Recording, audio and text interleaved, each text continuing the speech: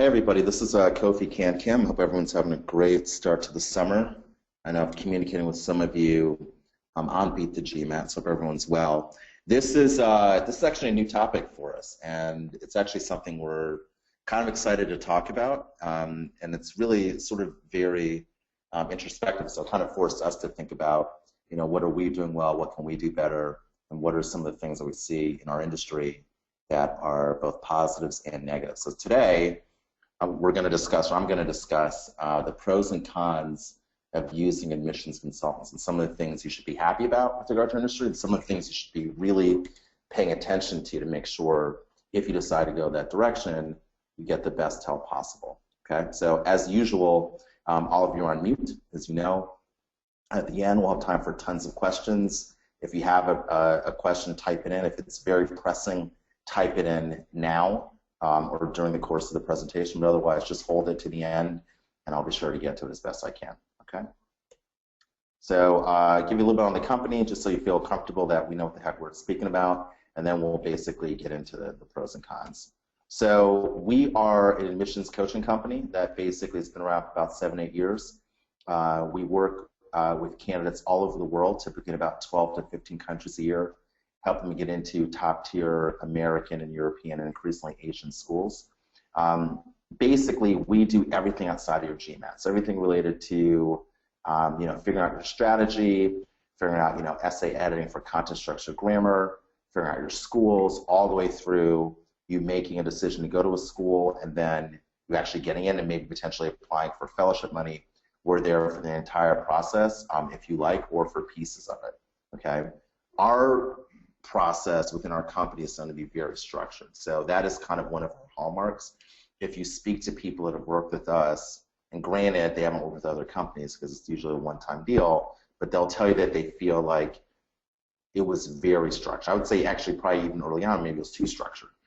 But it's a very structured process. You want to make sure that you don't have writer's block, that you know what you should be doing at every particular point in time, that you know how to harness those 15 to 20 minutes you get during the day, so you're not just doing this on the weekends.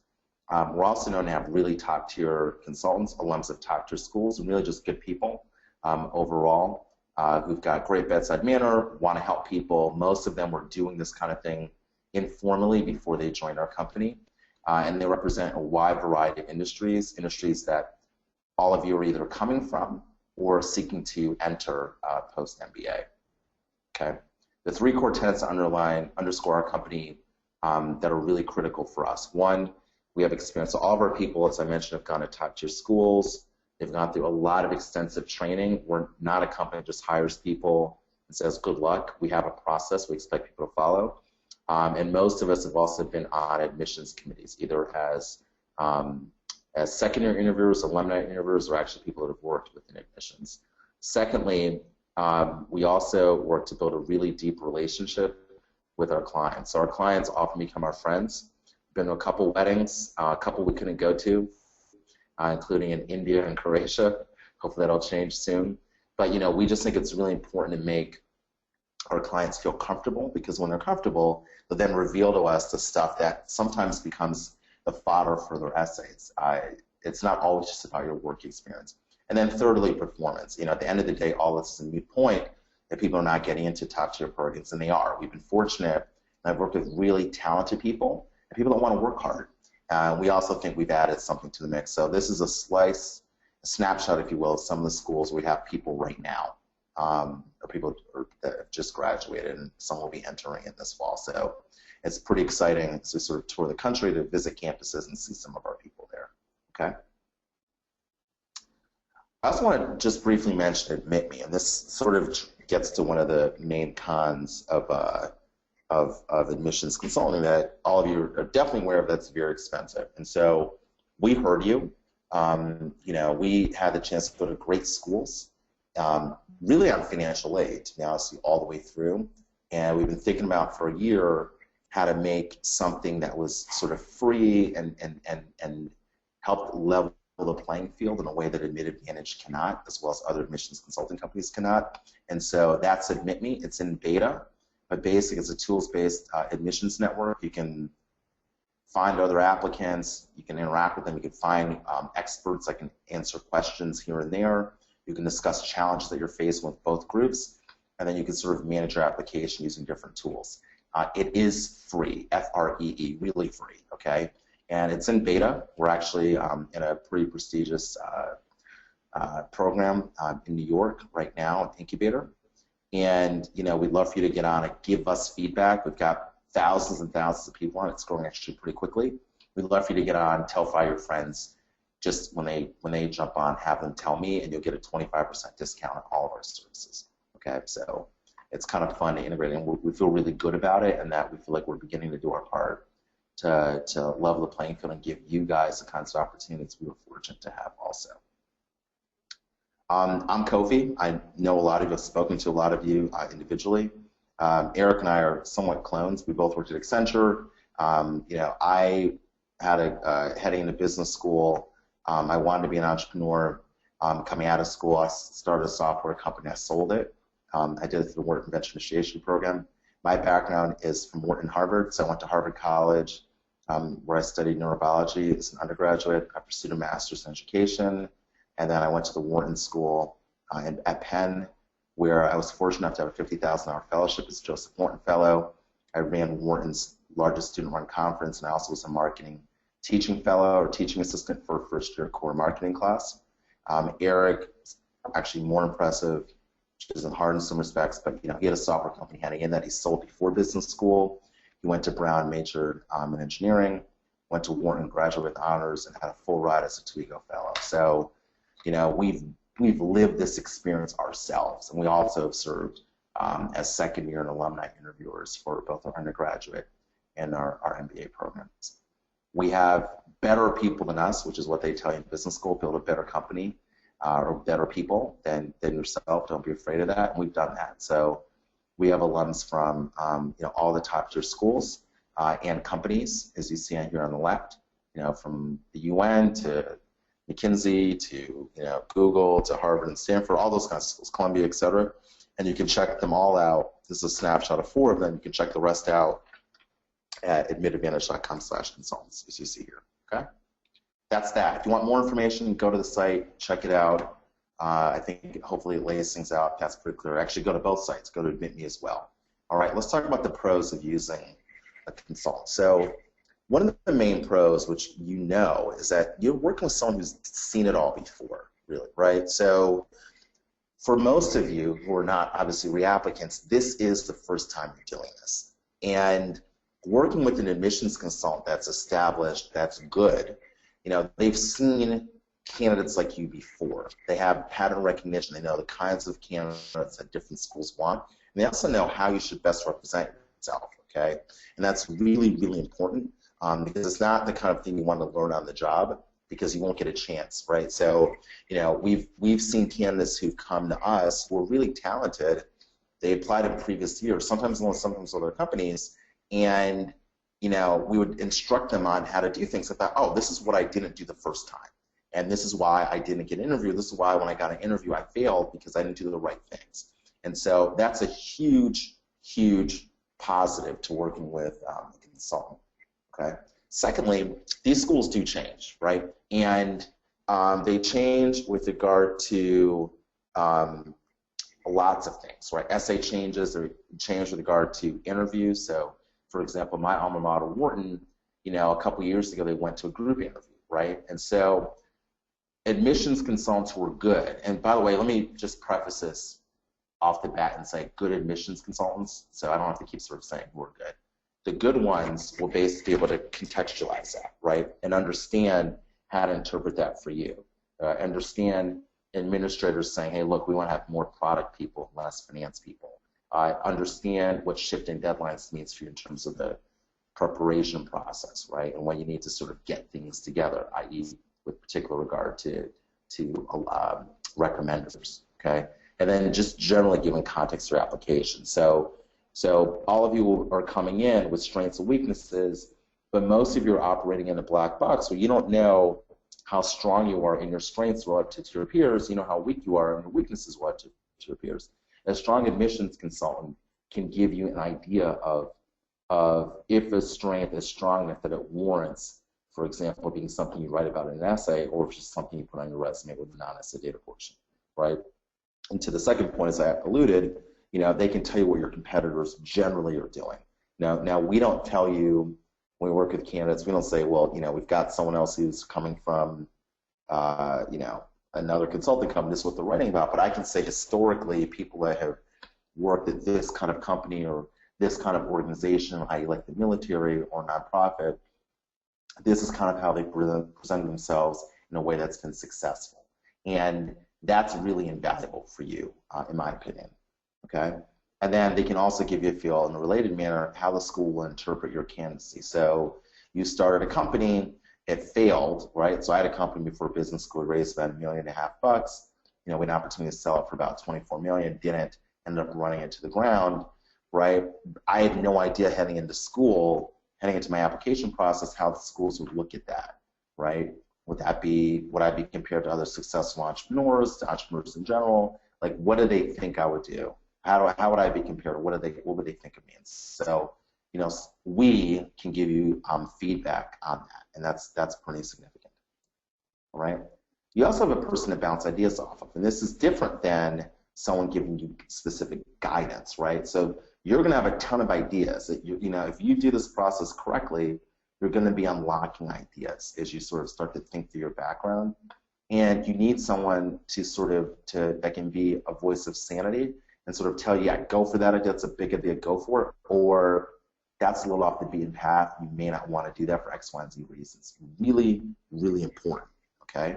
Also, you don't have a huge amount of what I call real estate, word count, right? You've got a limited sort of set of space to express your ideas.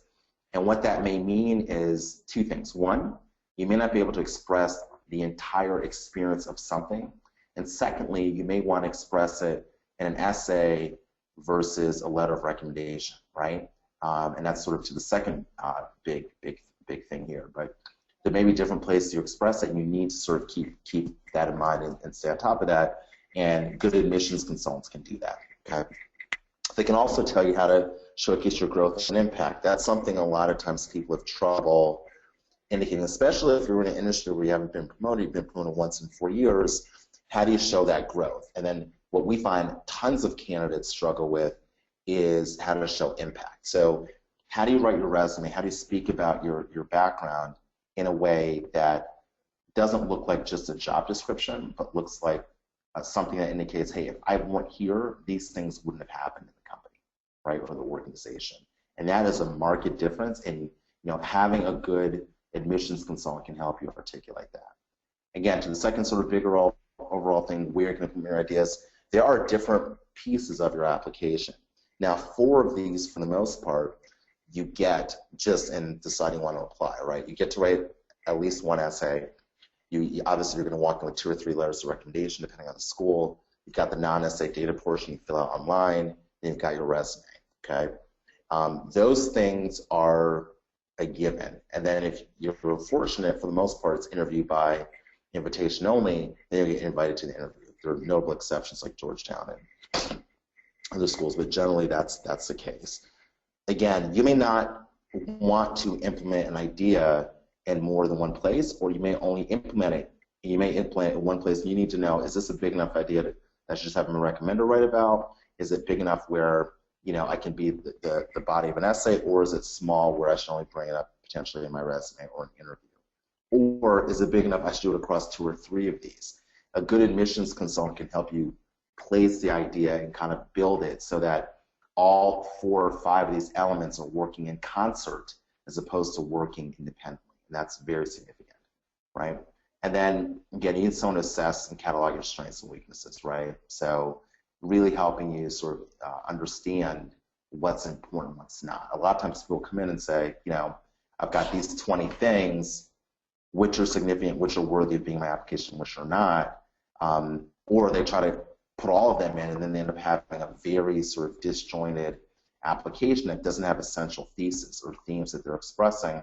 And both can be very harmful for your candidacy, and so that's good. It can make that go away. Okay. Now you've got someone to give you the inside scoop. Everyone loves every school loves someone who knows the program, right? And so, you know, dealing with sort of the general landscape is really significant in the sense of there's some schools which have made, you know, a push to move from finance to entrepreneurship. That's just an example. Wharton's done that, right? So Wharton historically was a strong finance school. They are now trying to move to really push themselves to the data analytics entrepreneurial program, right? Some schools have more women applicants. Some schools want more product people. So someone who can sort of tell you this is what's happening with the school, and it's happening, you know, in a way that's not necessarily documented on the website, is really, really significant, okay? So make sure that, you know, when you're thinking of an admissions consultant, you're thinking of that being something positive and being a motivating reason for why you might consider one, right? And again, you know, it's funny, if you look at some of these websites, you know, literally if you look at enough websites, some of these photos are stock photos such that you will see the same quote-unquote student in one website at one school as opposed to another school. And that really just underscores the point that a lot of these schools can look exactly the same, and you know, they want sort of similar things. And so understanding what leadership or what analysis or what communication looks like at one school versus another school is something that I would consider the inside scoop that a good admissions consultant can provide. And then, you know, figuring out what are the, you know, every school has basically diversity. By the way, I don't mean diversity in terms of how people physically look only, but I mean diversity in thought, diversity sort of in career goals, diversity in backgrounds. But they also have a dominant culture, right, or cultural aspects. And so, you know, being able to sort of distinguish between describing a school and describing your background as being homogenous with other people, but also describing as being diverse, but not so diverse where you don't fit in. That's a really fine distinction. And, you know, it's something that admissions consultants can certainly provide. And then obviously connection to students on campus. Some of you are coming from firms and or undergraduate schools where you don't have a ton of people on campus, and certainly not ones you necessarily feel comfortable revealing your weaknesses to, or really sort of speaking candidly to. And you know, a company like ours, for example, we've got tons of people at these different schools, so we can link you up with these people who can talk to them because they've been in the same boat you've been. And that's something a good admissions consultant can provide. Okay, hopefully that's clear. The last thing on the positive side is you get structure.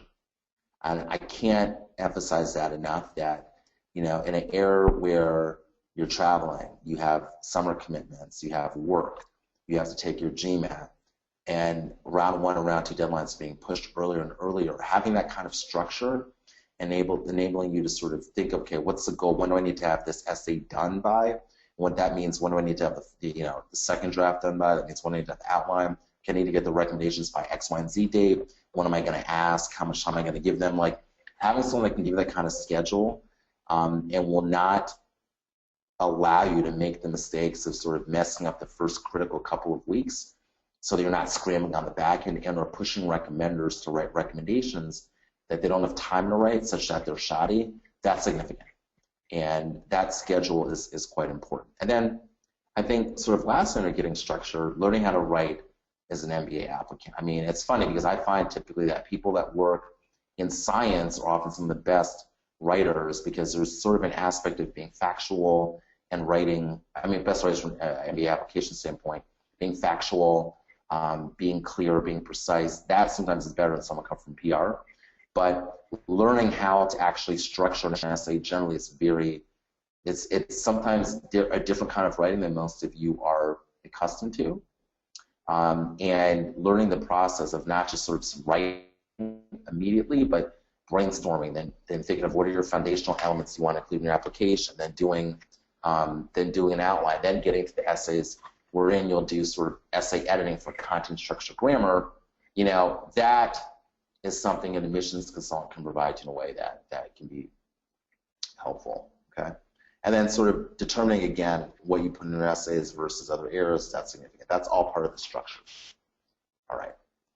Significant seems to be my favorite word. And then, you know, calming the waters, right? So, you know, for a lot of you, this is going to be one of the most selective winnowing processes you've ever been in, okay?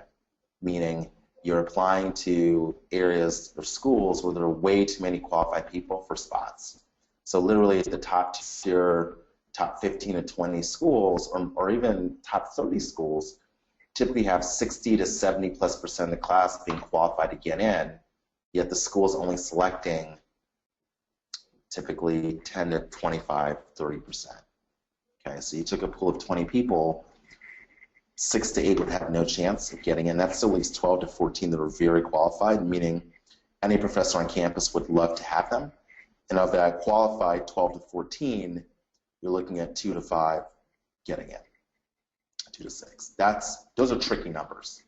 And it can certainly make you feel stressful. I mean, I was a good candidate coming out of Harvard College. I had good grades, good GPA, obviously good feeder school. I was very stressed out about this for a period of time, right? And I consider myself, generally pretty laid back. So having someone that can calm the waters, can coach you through, can just be a rock for you, because they've done it before, can be very helpful, okay? And there's so much ambiguity. You're really operating in the dark. You don't know what other people are doing. You've got to learn how to pace yourself. You can't just sprint nonstop. There are times to take breaks. There are times to, take a vacation. There are times to just basically do more thinking than writing. There are times to do more writing than thinking, which is kind of leaning in.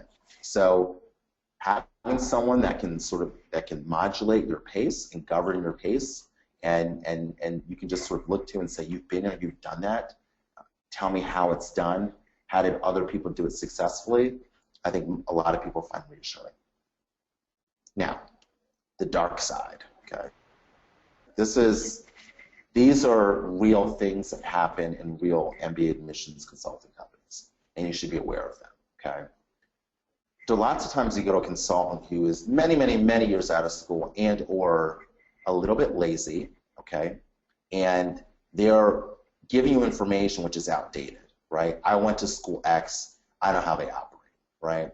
I went to Wharton. Wharton is, really likes finance people, entrepreneurs not so much. That'd be a false thing to state today, but if I personally were not involved with the school, serving, as an Wharton Club of New York vice president and just sort of staying smart about it, I can make that mistake and tell people that, right?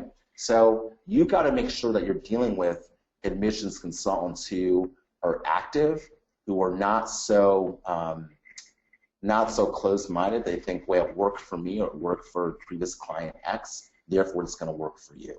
Okay. Sometimes consultants don't stay updated on the latest trends, right? So they don't know, right? The essays are shorter, they're broader. Literally, like 10 years ago, Harvard used to ask 6 essay questions. Okay, now they ask 1, and it's optional. And people do get in, by the way. I wouldn't recommend this, but they do get in sometimes not writing the essay at all, right? So you've got to think about that. You've got to make sure you're dealing with people that are aware of that. You see certain trends, right? Younger, global, women, hybrid, MD, MBA, JD, MBA, MBA, MED, MBA, MPH. These programs are becoming more and more popular, and if you're dealing with someone who's not aware of it, who's able to sit on the laurels and is attractive to you because they went to school X, that's going to be a problem, and that's a huge con. So when you look at schools, when you look at rather admissions consulting companies, make sure you're asking about the training protocol.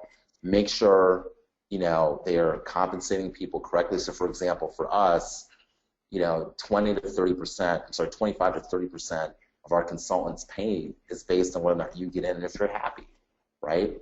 And we train people every year. They have to go through computer-based training modules. They have to go to training webinars and seminars. We meet with our people to travel. We've got to keep them up to speed. Make sure whoever you choose is doing that. And then you look at affiliations. I'm not huge into these affiliations, to be totally honest with you, but I think they can be somewhat helpful. AGAC, IECA, these are organizations which people have to have a certain standard to get in, and they typically invite the members together. You don't have to go to a lot of the events, but they are sort of a good opening credential, which should make you feel somewhat more comfortable.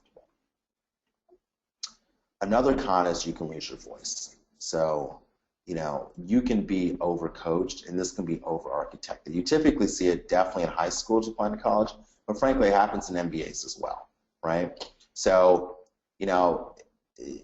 those of you who are easily persuaded, saying, look, I just want to get into this, I have no idea what to write about, I've got no idea what to include, you run the risk of losing your voice if you get to a consultant that's trying to cut corners, move quickly, is a little bit arrogant, thinks they know it all. They can say, oh, this is how you're going to write, this is how you get in, right? When there really is no right structure, meaning there's no singular way to get in, there are many ways to skin this cat. So you've got to be clear that your voice is coming through, that your opinions, your feelings, your drive, your focus, your dreams are part of the application and driving it. If you choose the wrong consultant or you don't have the right relationship, that can be an incessant battle and frankly very fatiguing, right? So you've got to basically create buy-in. You've got to be directionally true, right? You've got to believe in your short and long-term goals. I've had so many people come to me and say, what should I want to do? Almost as crudely as that. And I don't even understand the question sometimes. Like, what should you want to do? Like, yeah, what should I tell the school I want to do in order to get in? I'm thinking, well, why would you spend, I don't care what school it is, Harvard, Wharton, Stanford, Columbia, Berkeley, LBS, why would you spend all that money and all that time without being aware of what you're going to get out of it and what you want to do? You've got to have a starting benchmark, right? And your consultant also should really understand, is it achievable what you want to do, especially in the order and time frame in which you're speaking. So sometimes consultants have no idea about that, or they're too aggressive about it, okay? So in order to avoid this, and we took sort of this step to kind of try to give you guys, I don't want to sort of give you guys these cons and then just give you no solutions for how to manage and navigate it, but really have a branding document, okay? Make sure your brand is articulated. And you can do that independently. Make sure you're saying, I think I'm analytical, I think I'm a great communicator, I think I'm really good with people. And these are the things I want to emphasize in the application. I don't know exactly how, but this is what I think I'm good at. This is what people have told me I'm good at, and this is what I want to bring to the table. Okay? You are the player. You are LeBron James. I am from Cleveland. They are David Bott. Okay? You're the player, they're the coach. You're the one that's got to perform. You're the one that's got to stand in the moment. You're the one that's got to make the call about what you're doing and make the call hopefully about what school you go to. So don't lose sight of that, right? Even, I went to Harvard and Wharton, I'm just a coach, okay? My job is just to polish you and help you articulate and structure things, but you ultimately have to make the run. You're running this race, not me. So you need to do things like you need to be in control. You need to manage the process, okay? If you're not getting enough help, you need to tell them, give me more help, give me more edits, move quicker, right? We always recommend that you also, in order to make sure you're not sort of just adopting what your coach thinks, you have people that love you and know you well, read your application to make sure it sounds like you, right? And then generally work with a reputable company. We are a reputable company. There are other reputable companies out there, right? Make sure you're working with someone you feel comfortable with, right? And that decision should be talk to them. Do a free consultation. Make sure you feel like this person's my interests at heart. They care about me. They're creative, and they're going to find a way to craft my narrative, not the narrative of, an investment banker, an Indian IT male, someone in a nonprofit, a black kid coming from an HBCU. Okay, those are archetypes, they're not narratives. Sometimes I try to make you a clone. Those of you who've seen The Matrix know what I'm speaking about, but. A lot of times consultants say, hey, I got somebody in that had this background. I did it like this. We're going to do it like this with them, right? And frankly, to be totally honest with you, we've got to fight that too, right? I'm aware of these problems. And as a CEO, my job is to make sure this is passed down, but it's still something we have to fight in our own company because we've got a repository. We take out names and say, hey, you can go to our company. A consultant can say, hey, we work with someone that applied from a construction company in Africa that went to a top 5 school. You can find those people. We have that in a central database, but we have to make sure that we're not just copying that, right? So be aware of that. And if you feel like your consultant's doing too much, say, hey, look, that sounds like someone else's story. That's not mine. That sounds like what someone else did. That's not necessarily what I did, right? So make sure you're active. Consultants are going to try to put you in a bucket sometimes. That's a huge con, right? You're the Indian IT guy. You work at Wipro, right? You work at Emphasis. Okay. They're going to say your chances are slim. People have come to us saying, I talked to company X that said I can't get in. And I looked at their profile, so you got to, the equivalent of a 3.7, 740 GMAT. Why is there any school that you can't get into? And I said, well, you know, I'm a white guy that does investment banking, and right, and I went to a small school, and therefore, and I've been told X, Y, Z schools don't want me. You've got to understand that consultants try to put you in a bucket sometimes, but what that means is they're not going to give you top coaches, not going to pay as much attention. They're going to say, I get you, not hear you, not listen to you, and they're going to push towards traditional careers, and they're going to push you towards schools where they've gotten people into. So they might say, well, you know, last year I didn't get anyone into Columbia, came from finance, so I got someone into Duke, so I'm going to send this guy to Duke. Not to say there's anything wrong with Duke. Duke's actually an awesome school. But if you want to go to Columbia and you're qualified to go there and your consultant's saying, no, you can't get in there because I didn't get someone else just like you in there last year, that's not a good situation for you. And frankly, ultimately, a good situation for a consultant there. Okay? So things you can do, find a coach that wants to help you, as I mentioned, right? Ask them up front. I've given you stuff. How are you going to differentiate me? Here's a general gist of who I am. What do you think are some shoots that you can build the application around, right? And how are they incented? I can't stress that enough. Our people are really amazing people that have worked with us for years, probably about 70+% since we started 7 years ago. However, each of them has a large portion of their contract based on if you get in. And you know, we know that people are inclined to cut corners, right? And so that's a huge motivation for them. And we are really happy and proud about that. They hate us for that. I'm using hate pejoratively, but they're not happy about it, but it works. And then obviously a huge cost, pricey, okay? So a lot of firms, I mean, $250 is not even as expensive as it gets. There's some firms charging you $500 to work with the founder, you know, $300. They have no per hour. They've got no discounts. They got packages that start at like $5,000. I mean, it's expensive. It's going to be generally expensive. As I mentioned, you know, for us, we've sort of deliberately priced our stuff in the middle, but it's still expensive. And it's been hard for me to sort of say, you know, how am I building a company that's going to help a ton of people? But I've got to pay consultants. We have got to run a company. I've got people that went to great schools that are, you know, they're going to schools to make good money. And so that's one of the structural challenges of consulting, okay? But that said, think about it in terms of return on invested capital, right? Now, you know, if you're going to top 50, let's say even top 30 school, it can make a lot of sense, right? You can make that money back. I mean, just the brass tacks, I'm in New York City. If you go to Fordham, if you're a sort of student that's going to Fordham, which is a really good school actually, especially in New York, but I can help you get into NYU or Columbia, right? And you're going to pay, you know, let's call it $2,000 for that, $3,000 for that. You're going to make that money back probably in your first summer. So you've got to think about it in that context. What does it mean in terms of your salary, connections, credibility, ability to work internationally? But if you're not going to a top school and you want to do something local, and you've got more modest sort of dreams, maybe it doesn't make sense for you, right? And admissions consultants will never tell you that, but I'm telling you that.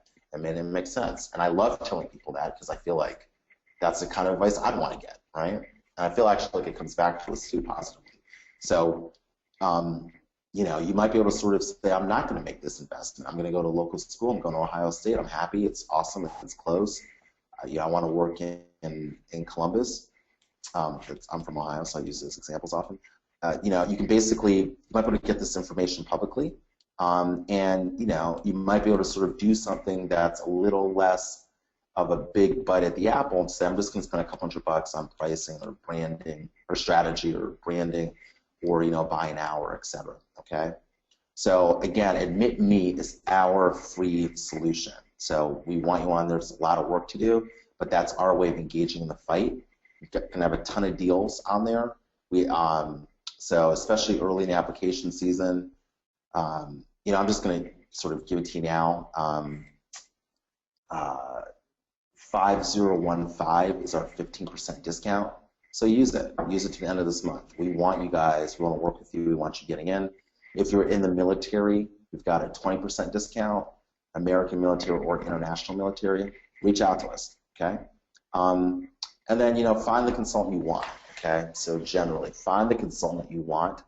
We put all of our people on the website, so you can basically say, I think I want to work with this person. Now, we're pretty strict in that we don't want to sort of give our consultants too much work because we want them really focusing on each people. But be vocal advocates for yourself in this process. Okay. Got a ton of ways to help you. Packages. Eric always wants me to jump into this. My partner. I don't usually go into too much detail, but got a comprehensive starting at $3,750, a streamlined at $1,750, a final review at $1,000, target service at $250. So we consistently have gone lower till free with AdmitMe. But we've got different ways to help you based on your needs. Hourly, $250 an hour. Again, there's a 15% discount using 5015. If you got in last, if you didn't get in last year, you applied, you want to know what the heck happened, how can I get better? We've got a denied candidate analysis package, aka the DING package. And if you're not applying for 6 months plus, we have a pre-application package. So we've tried the prices to be competitive, but if you have absolutely no money, jump on AdmitMe, you'll still get actually really good support. Okay. Again, timing. So we're in the mode right now. Schools are releasing pretty much every week for the rest of the summer. A ton of schools are already out. Round 1 is still September, October. Round 2 is in January. Round 3, pretend that's not there. It's typically March. You want to pretend that's not there because most schools have allocated 75 to 80+%, 85+% of the class. Okay, and then you've got early decision, early action, etc. So we're in the moment now. That's the gist of it.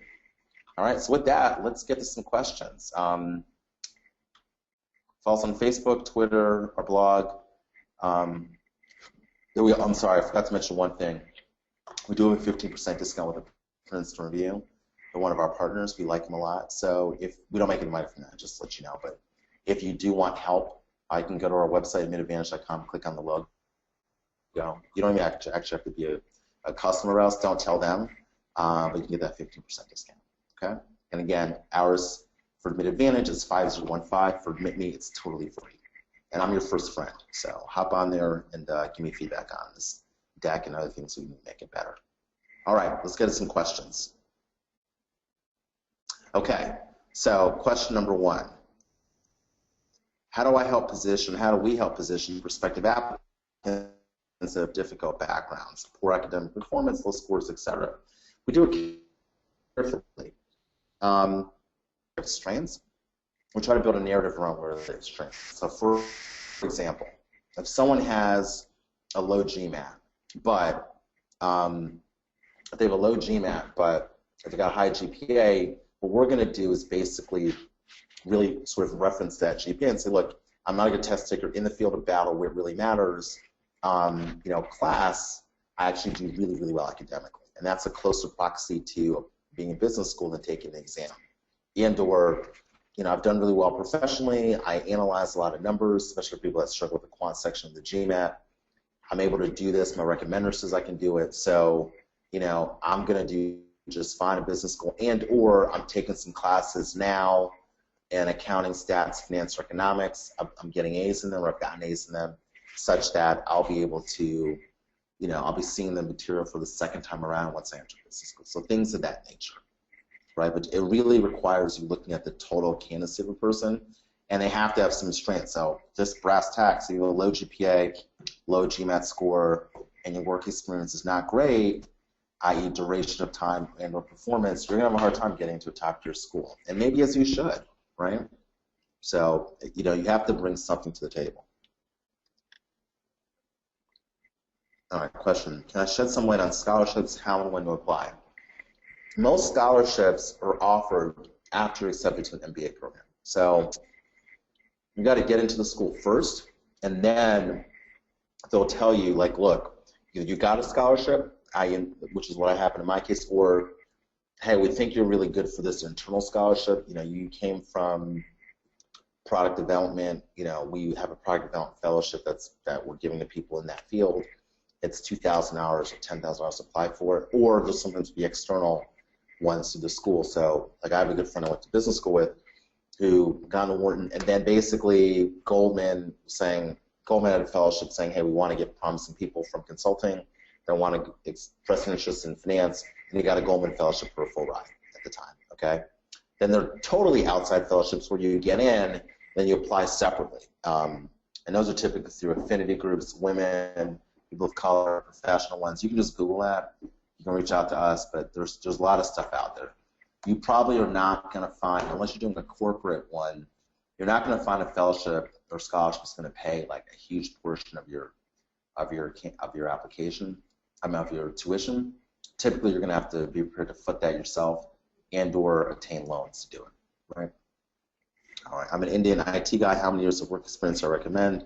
I don't think being an Indian IT has anything to do with it, but I typically recommend for most schools you apply when you've got 3 to 4 years of experience, so you matriculate a year later. You obviously can apply with 2, but that just, applying either having worked 1 and by the time you start school you would have had 2 years of experience, but that means that 1 year got to be pretty amazing. I typically like 3 to 4 years. Okay, question. I have 7 years in a family business, 4 years in corporate. Will the family business experience matter on the application? Absolutely.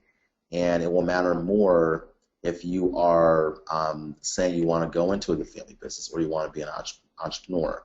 But it absolutely will matter. That's absolutely something you should write about, especially if you have a formal title in the family business and you have responsibilities. Probably a way that you're going to stand out. All right. Question. For career changes, IT to finance, what are the chances of getting into a reputable business school, and do the schools handle this? Yeah, I mean, there are a ton of people that make that transition into IT or tech in the finance. That's pretty typical. So I'd say the chances are dependent on your grades, your GMAT score, your ability to articulate where business school fits in the process, and you're comfortable with making them feel comfortable. You know what you're getting into. Okay. If I'm taking the GMAT in September, when will be the best time to apply to the schools? Well, it depends. So I'd say probably round 2, but it depends. If you were able to sort of multitask and combine your studying with your essay prep, and the rest of your application, you basically can get all your essays lined up, take your GMAT, and then send them in for round 1, right? So if you're able to do this simultaneously, again, work on your applications, namely your essays and your recs, and your GMAT prep, you can still apply in round 1, but if they have to happen sequentially, then, you probably are looking at round 2. Question, can I speak again to applying to top business schools for full-time programs instead of an EMBA? This person's over 35 and doesn't want to seem too old with too much work experience. So it's a question about ageism. Look, I think that most schools are used to seeing people that are younger. I think if you're over 30, yeah, about 35, I'd say. I think like what you need to articulate is why full-time makes sense. To articulate, you gotta make them feel comfortable that your career is just not totally in shambles, where you're thinking I need to totally reset this sucker, even if you do. And you need to make them feel comfortable that you are excited to interact with and believe that 27-year-olds or 26-year-olds have a lot to teach you. And also that you can find a job, right, after school, especially because some industries, are more friendly towards younger, older applicants than others. So if you can address those things, I think applying as 35-year-olds is fine. I mean, we had a guy in my class at school that was 43. Actually, it was a class ahead of us. 43 when he graduated. So he applied, I guess, at 41. So it's definitely doable. I would tell you that some schools are more friendly to that than others, but all schools have sort of older candidates, okay? So I wouldn't worry about that too tough, but you have to have your ducks in a row. How difficult is it to get a scholarship? It's pretty difficult. Specific criteria depend on the school, depend on your background, depend on what you're bringing to it in terms of what you're doing professionally. But you should not plan on getting a scholarship. If you're going to a top 10 school, top 15 school, you should plan on getting loans. You will have enough money to go to school, but the vast majority of you will not get scholarships. All right, let's see here. So another question here, does having too many years of work experience, 30 plus, and age 50 plus work against a candidate? It can for a full-time program. I mean, I think if you're 50 plus years old, I just think that most the schools will be uncomfortable potentially being able to find a job, so you've got to make them feel comfortable you can find a job.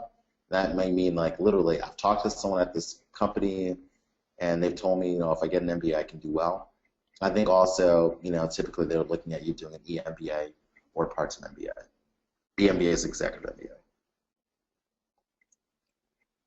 Someone told me, another question, that Harvard takes into consideration where you've done undergrad. Does undergrad from a medium level school hurt your chances? That's a good question. I wouldn't say, I'm not splitting the baby here, I wouldn't say it hurts your chances going from a school that's not as well known, but I think going to a school that is very well known helps, and not just at Harvard, but at all top tier schools. I think you're giving more the benefit of the doubt.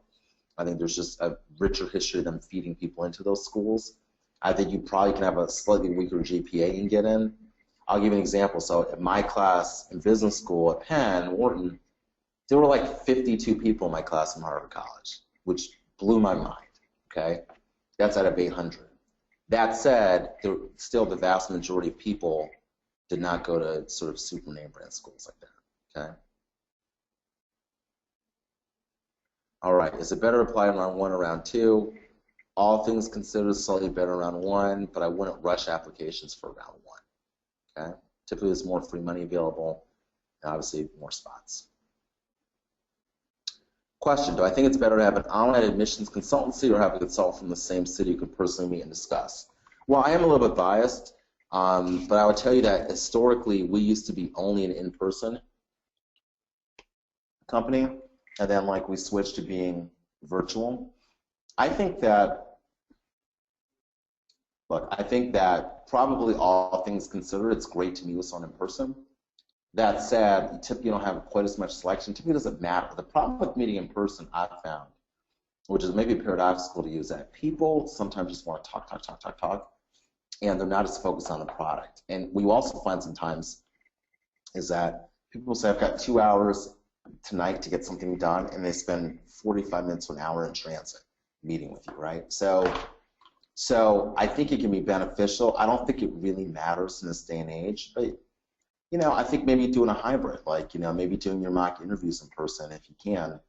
But we had a huge debate about this in our company, to be honest, because we had people in New York and LA and Boston.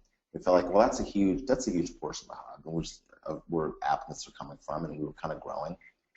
And we just said, you know, our clients were telling us, like, look, I work at McKinsey, or I'm traveling like crazy. I don't have time to come to your office, let's just work. And so we just did it, you know? So I don't think it makes a huge difference. So question, some schools want us to submit video essays, so I have any tips for those types of essays? I think the question's very, like, I would still say be structured, realize that when you do video essays, the schools are measuring your EQ, you know, your emotional intelligence, they're measuring your ability to communicate. So those things come into play, so you need to be sensitive to those things. It's not just about your answer, it's also about how you deliver it. So that's generally what I tell you regarding that. Okay? What exactly do top 10 schools look for other than scores, grades, and experience? Extracurriculars, strong history of promotions and increased responsibility, a clear understanding of where business school fits in your dreams, and a clear articulation of what you can bring to the classroom, bring to your peers, from an academic, professional, and extracurricular perspective. All right? Does IIGMAT make a scholarship more likely? Somewhat. But if you're applying to top 5, 10 schools, like the me and GMAT's going to be 720 to 740 anyway, so it's not going to help that much. Financial aid. So, for financial aid, if you're going to school while having a home mortgage, I'll pose a problem trying to loan more money to fund my MBA application. Probably not. Well, it'll be a little trickier, right? Because obviously you've got more debt coming into it, but people do it, so it can be done. All right, question. I work in real estate development, which I believe is underrepresented industry in most of the top MBA programs. Is this an advantage or disadvantage? I'd say it's an advantage. I'd say it's an advantage. I think it's a major industry. A lot of people want to do real estate when they're done, and it's an industry that gives you the ability to sort of do sales and see big picture strategy. You know, look at numbers in a way. It's not as compartmentalized as some of the other jobs are. So I think generally those are all pretty positive attributes. Okay, last question. Sorry, I know I'm going through them quickly. I'm trying to really hit them hard. How much time should you give yourself in application preparation before a deadline? I mean, is the ideal time about for like 1 month or 1.5 months? I would say 1 month, 1 to 1.25. So 5 weeks maybe for your first school, 3 weeks for your second school, and probably 2.5 to 3 weeks for your traditional school. That said, you know, we have worked with, we've done 3 schools with people in 4 weeks. Okay, it's doable. Not pleasant for anybody, but it's doable. All right. Last question. Oh, second to last question. Is it viewed negatively to take the GRE compared to the GMAT? You're interested on business schools opposed to evaluating other grad programs.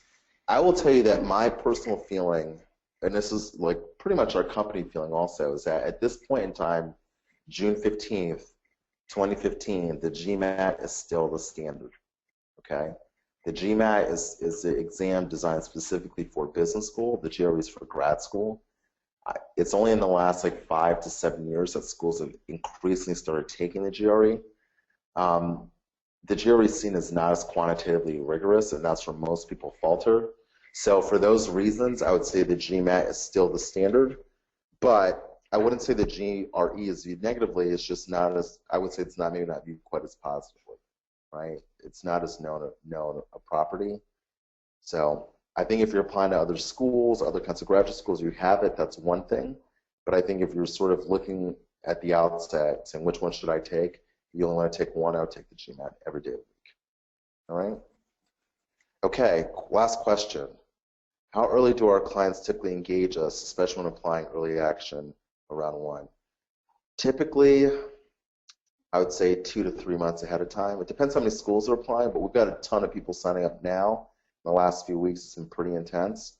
So, and we have people that will sign up literally 3 to 5 days ahead of time, which is really tricky. But most people are giving us at least a month, and typically 3.5. Okay.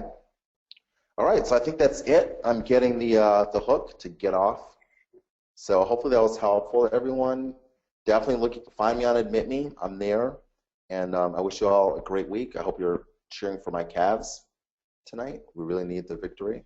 I am from Cleveland, West Akron, so pray for us, and hopefully we'll connect soon. Thanks. Go Cavs.